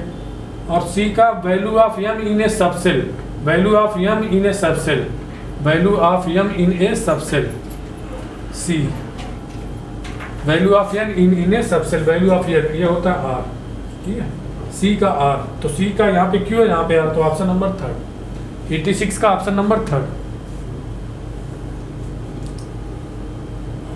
आगे बढ़े 87 नंबर देखते हैं। PCl5 का स्ट्रक्चर बनाते हैं, देखते हैं। P हो गया Cl, ट्राइगोनल बाइपिरामिडल हाइब्रिडाइजेशन कितना sp3d, hybridisation sp3d, trigonal bipyramidal देखो मिलता है a का चौथा 2 ऑप्शन में है, गलत हो गया। अब अगला देख लो SF6 क्या होगा, ऑक्टाहाइड्रल होगा, ये ऑक्टाहाइड्रल देखो बना लो, ऑक्टाहाइड्रल SF6, यस ये हो जाएगा और ये हो जाएगा, ऐसे मिला दो सारे। कैसे बनता है ये, ऑक्टाहाइड्रल बनता है, ऑक्टाहाइड्रल, ठीक है, sp3d2 कितना 3 4 2 6, sp3d2 ऑक्टाहाइड्रल। b का तीसरा यहाँ भी, अब और भी Br5 किसमें आता है, ये आएगा हमारे पास, देखो Br हो गया 1 2 3 4, ये हो गया F, ये हो गया F, ये हो गया F, ये हो गया F, ये लोन पेयर हो गया, ये एक लोन पेयर हो गया। तो स्क्वायर ये बन गया और ये हो गया पिरामिडल, स्क्वायर पिरामिडल। इसका भी हाइब्रिडाइजेशन आएगा sp3d2 आएगा, लेकिन ये आएगा स्क्वायर पिरामिडल। ऑप्शन नंबर कौन सा हो जाएगा, पहला, कौन सा हो गया, C का पहला, ऑप्शन नंबर कौन सा हो गया, फर्स्ट। और ये हो जाएगा ट्राइगोनल प्लेनर sp3 हाइब्रिडाइजेशन, कौन सा हो गया 87 का ऑप्शन नंबर पहला।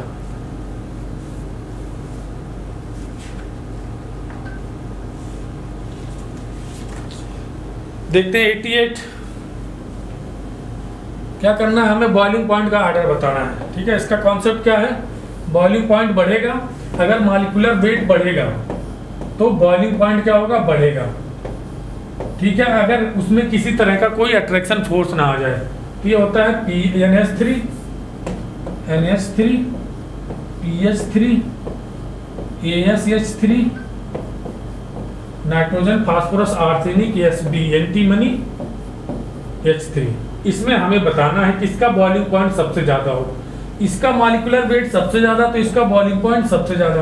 अब क्या होता है, NH3 में हाइड्रोजन बॉन्डिंग की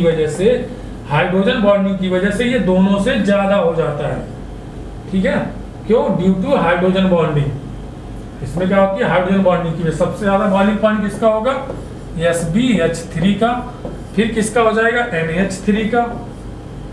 क्या बॉइलिंग पॉइंट का ऑर्डर है, किसका, NH3 का। फिर किसका हो जाएगा, ASH3 का। फिर किसका हो जाएगा, PH3 का। मिलाओ कौन सा हमारा है, SbH3 का सबसे ज्यादा, फिर NH3 का, SbH3 NH3, फिर ASH3, ऑप्शन नंबर फर्स्ट। आगे बढ़ते हैं 89 नंबर। CO क्या होता है, न्यूट्रल होता है। Barium hydroxide, barium second day का है, तो जो मेटल है, मेटल के क्या होते हैं, बेसिक होते हैं। ये क्या है, एम्फोटेरिक है, तो एम्फोटेरिक हो जाएगा। एल्यूमिनियम क्या होता है, एम्फोटेरिक होता है। तो ये क्या, नॉन मेटल के ऑक्सी एसिड क्या होते हैं, एसिडिक होते हैं। तो ए का कौन सा हो गया, दूसरा। ए का दूसरा एक ही ऑप्शन में, ऑप्शन नंबर थर्ड। बी का पहला, सी का चौथा और डी का तीसरा, ऑप्शन नंबर थर्ड हो गया। एक ही मिलाने से सारा मिल गया हमारा। आगे बढ़े, देखते हैं 90 number. Beryllium and aluminium resemble both become passive. क्या होता है, दोनों का क्या होता है कि आयनिक साइज क्या होता है, चार्ज एंड आयनिक साइज लगभग बराबर होते हैं। चार्ज डिवाइड बाय साइज का रेशियो क्या होता है, बराबर होता है। Both become passive reaction with HNO3। अगर रिएक्शन के साथ इनकी HNO3 के साथ इनकी रिएक्शन करा दें तो क्या बना लेते हैं, अपनी चारों तरफ एक ऑक्साइड की लेयर बना लेते हैं। ठीक है, इसीलिए क्या हो जाते हैं, ये नॉन रिएक्टिव यानी पैसिव हो जाते हैं। Their chloride are Lewis acid, भाई इसका क्लोराइड BeCl2 बनेगा और AlCl3 बनेगा। AlCl3, इसमें दोनों में इलेक्ट्रॉन की कमी है। दोनों में इलेक्ट्रॉन की कमी है, तो इलेक्ट्रॉन की कमी वाले क्या होते हैं, लुईस एसिड होते हैं। ये भी सही। Hydroxide are soluble in alkali. Hydroxide दोनों क्या होते हैं, दोनों हमारे एम्फोटेरिक मेटल होते हैं। एम्फोटेरिक होते हैं मतलब एसिड और बेस दोनों से रिएक्शन कर सकते हैं। एम्फोटेरिक मतलब क्या, एसिड भी हो सकते हैं और एसिड एंड बेस दोनों से रिएक्शन कर सकते हैं। जो एम्फोटेरिक होते हैं वह एसिड एंड बेस दोनों से रिएक्शन कर सकते हैं। तो ये भी सही है। तो 90 का कौन सा हो जाएगा, option number 4, all of these.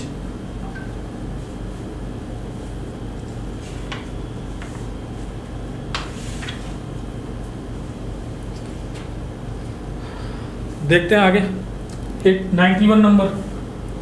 इसमें कलर बताना है हमें। के क्या होता है, वायलेट होता है। कैल्शियम ईटा क्या होता है, ब्रिक रेड। स्टांसियम क्या होता है, क्रिम्सन रेड। और बेरियम क्या होता है, एप्पल ग्रीन। देखो ए का कौन सा, दूसरा। ए का दूसरा, तो ये एक ऑप्शन कैंसिल हो गया। बी का कौन सा है, पहला। बी का पहला, तो ए ऑप्शन कैंसिल हो गया। और सी का कौन सा है, चौथा। सी का चौथा, ये वाला ऑप्शन सही हो गया। थर्ड ऑप्शन 91 का थर्ड ऑप्शन, ये जनरली याद होता है सबको।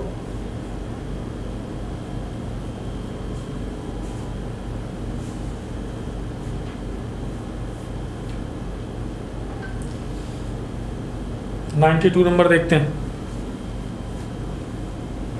फॉर द रिएक्शन, ये हमें Kp दिया है and 1 ATM Kc for same reaction. हमें Kc निकालना है, Kp हमें दिया है।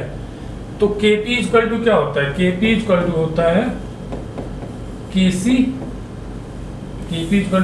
Kc RT के पावर डेल्टा Ng। यही तो होता है Kc Kp power delta Ng। तो Kp हमें क्या निकालना है, Kp दिया है कितना, 2 × 10⁻12। ठीक है, और Kc हमें निकालना है RT। देख तो डेल्टा Ng की वैल्यू क्या होगी, डेल्टा Ng की वैल्यू क्या होगी, product gaseous mole of product minus gaseous mole of reacted product. ये हो गया कितना, 1 + 1 / -1 + 1/2, ये कितना हो जाएगा 1 माइनस 1 माइनस 1/2, 1 से 1 कैंसिल, कितना हो गया -1/2। ठीक है, तो इसको हम क्या लिख सकते हैं KC। ये RT के पावर कितना हो गया -1/2, ये इधर आ जाएगा तो KC इक्वल टू क्या हो जाएगा 2 × 10⁻12, और ये हो जाएगा, ये ऊपर चला जाएगा, कितना हो जाएगा RT, ये हो जाएगा √RT। ठीक है, ये हो गया 2 × 10⁻12, और ये RT, R की वैल्यू कितनी रखनी है हमें 0.821 इंटू कितना केल्विन है टेम्परेचर 27 डिग्री सेल्सियस, मतलब 300 केल्विन। इसका मल्टीप्लिकेशन करोगे तो ये आएगा हमारे पास 0.5 आएगा, लगभग 0.5, ये आएगा 5। ठीक है, ये हो जाएगा 2 × 10⁻12, और ये आ जाएगा 5, तो 5 दूनी 10, 10 × 10⁻12 आंसर हमारा आना चाहिए। ठीक है, तो ये 9.9 है तो इसको 10 लिख सकते हैं हम। ठीक है, इंटू 10⁻12, 9.9 को 10 लिख सकते हैं। ठीक है, ये 13 है, तो ऑप्शन नंबर कौन सा हो जाएगा हमारा 10 × 10⁻12, 10 × 10⁻12, ये -12। ठीक है, 10 पे RT 2 × 10⁻12 है ना, 10 पे पावर 12 है, ये माइनस नहीं है। ठीक है, माइनस नहीं है यहाँ पे, तो माइनस हटा देना। ठीक है, तो 10 पे पावर 12, सब जगह जहाँ माइनस होगा वहाँ हटा देना, 10 पे पावर 12। ठीक है, जहाँ भी 10 टू पावर -12 होगा वहाँ 10 टू पावर 12 है। ठीक है, तो ऑप्शन नंबर फर्स्ट है, ये 92 का ऑप्शन नंबर फर्स्ट।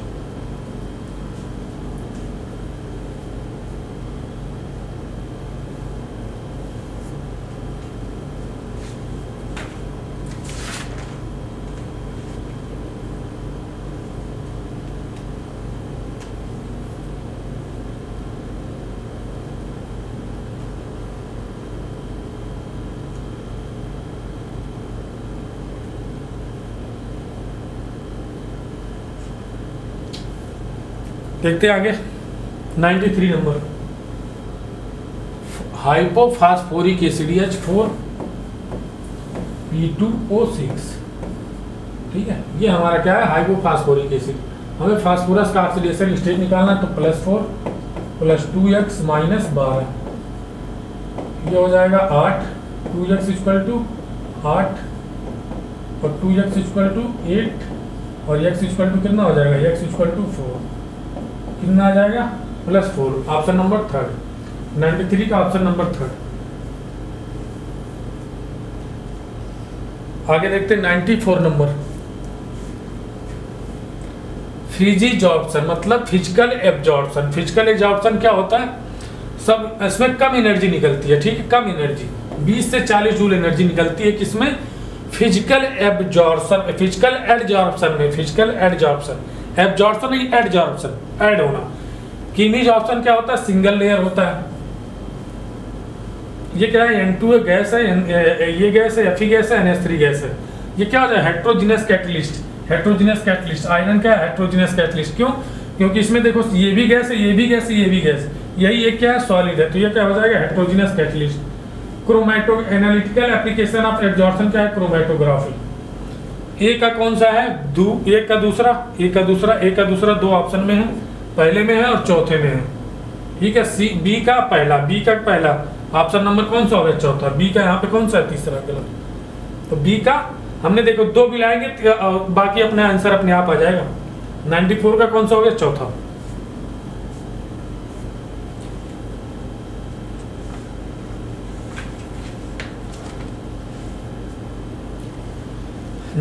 देखते हैं 95 for the independent process non spontaneous process from the following. Non spontaneous क्या होता है ना, नॉन स्पॉन्टेनियस।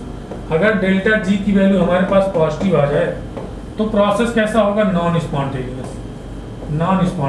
तो फार्मूला हमारे पास होता है delta G T, delta G equal to delta H minus T delta S. ठीक है, देखो इसमें क्या ये माइनस है ये भी माइनस है, दोनों माइनस में है, तो ये हमेशा क्या आएगा निगेटिव आएगा, मतलब स्पॉन्टेनियस आएगा। भाई दोनों निगेटिव है तो दोनों क्या आएंगे स्पॉन्टेनियस, दोनों ये भी निगेटिव है ये भी निगेटिव है, तो स्पॉन्टेनियस रिएक्शन आएगी। अब यहाँ देखो ये निगेटिव है और ये पॉजिटिव है, ये पॉजिटिव है, अच्छा ये निगेटिव है, ठीक है, स्पॉन्टेनियस आएगी। एक सेकंड, देखो ये भी निगेटिव है, ये निगेटिव है, ये भी निगेटिव है, तो यहाँ निगेटिव वैल्यू रखेंगे तो पॉजिटिव हो जाएगी। और ये निगेटिव 25 तो कितना है, किलो में है, किलो जूल में, तो कितना हो जाएगा 25 गुणे 1000, इसमें हो जाएगा ये निगेटिव में, और ये पॉजिटिव हो जाएगा कितना, टी टेम्परेचर कितना है 300, पहला ऑप्शन चेक कर रहे हैं 300, और डेल्टा एस कितना है 80 है ना, 8 तिरिक 24, मतलब ये कितना आएगा 30, ये 25,000 है, 24 है, किस में आएगा डेल्टा जी, निगेटिव आएगा। डेल्टा जी निगेटिव मतलब स्पॉन्टेनियस प्रोसेस, स्पॉन्टेनियस प्रोसेस, तो ये स्पॉन्टेनियस हो गया। इसमें देखो ये निगेटिव ये पॉजिटिव, देखो अगर हम ये निगेटिव है और ये पॉजिटिव है, ठीक है, delta G equal to delta H minus T delta S formula होता है, ठीक है, माइनस टी डेल्टा एस होता है, ठीक है, माइनस टी डेल्टा एस। अब ये माइनस, अब इसको यहाँ रखेंगे तो दोनों माइनस, माइनस माइनस स्पॉन्टेनियस, ये भी स्पॉन्टेनियस, ये भी स्पॉन्टेनियस। ये देखो ये प्लस है, ये प्लस है, और ये माइनस है, माइनस माइनस प्लस, ये हमेशा पॉजिटिव आएगा, ये हमेशा पॉजिटिव आएगा, पॉजिटिव आएगा तो नॉन स्पॉन्टेनियस। और ये देखो दोनों निगेटिव, दोनों पॉजिटिव, ये भी पॉजिटिव, ये भी पॉजिटिव।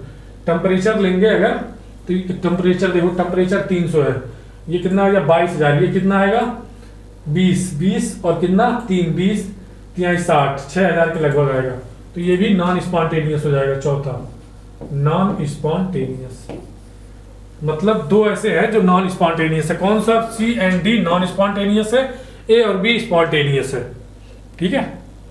हमें ये फार्मूला लगा के सबका डेल्टा जी कैलकुलेट करना है, बस इसका के दोनों का कैलकुलेट करोगे तो क्या आएगा, निगेटिव आएगा, और डेल्टा जी की value negative, delta G negative तो स्पॉन्टेनियस, डेल्टा जी पॉजिटिव तो नॉन स्पॉन्टेनियस। ये इसका कॉन्सेप्ट है। 95 पे कौन सा हो गया हमारे पास, सेकेंड।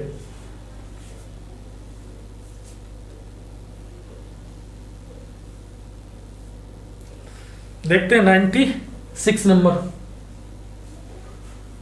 एंटी फर्टिलिटी क्या होती है, नॉर्थिनडोन को एंटी फर्टिलिटी ड्रग बोलते हैं। ट्रॉन्कुलाइजर क्या होता है, एम्पिसिलिन, हाँ, मेप्रोब्रोमेट को बोलते हैं, ट्रॉन्कुलाइजर होता है। एंटी हिस्टामिन क्या होते हैं, स्लेडेन, एंटीहिस्टामिन बोलते हैं। एंटीबायोटिक एम्पिसिलिन, तो ए का पहला, बी का दूसरा, सी का तीसरा, डी का चौथा। ए का पहला, बी का दूसरा, सी का तीसरा, डी का चौथा। ऑप्शन नंबर कौन सा हो गया, 4। सिंपल क्वेश्चन है, याद करने वाला क्वेश्चन है, जनरली याद होता है। 96 97 देखते हैं। Which are the following compound show largest splitting of d orbital, largest splitting किसमें होगी, जिसमें स्ट्रॉन्गेस्ट लीगेंड होगा, स्ट्रॉन्गेस्ट लीगेंड जिसमें होगा उसमें स्प्लिटिंग ज्यादा होगी। स्ट्रॉन्गेस्ट लीगेंड की स्ट्रेंथ का जब ऑर्डर देखा होगा तो सीएन का इन सबसे ज्यादा होता है, सीएन का, तो सीएन जहां होगा वहां पे स्प्लिटिंग ज्यादा होगी। ऑप्शन नंबर कौन सा हो गया, 3rd। लीगेंड की जब स्ट्रेंथ का ऑर्डर लिखते हो तो उसमें सीएन इन तीनों से ज्यादा होता है, तो ऑप्शन नंबर 3rd 97 का।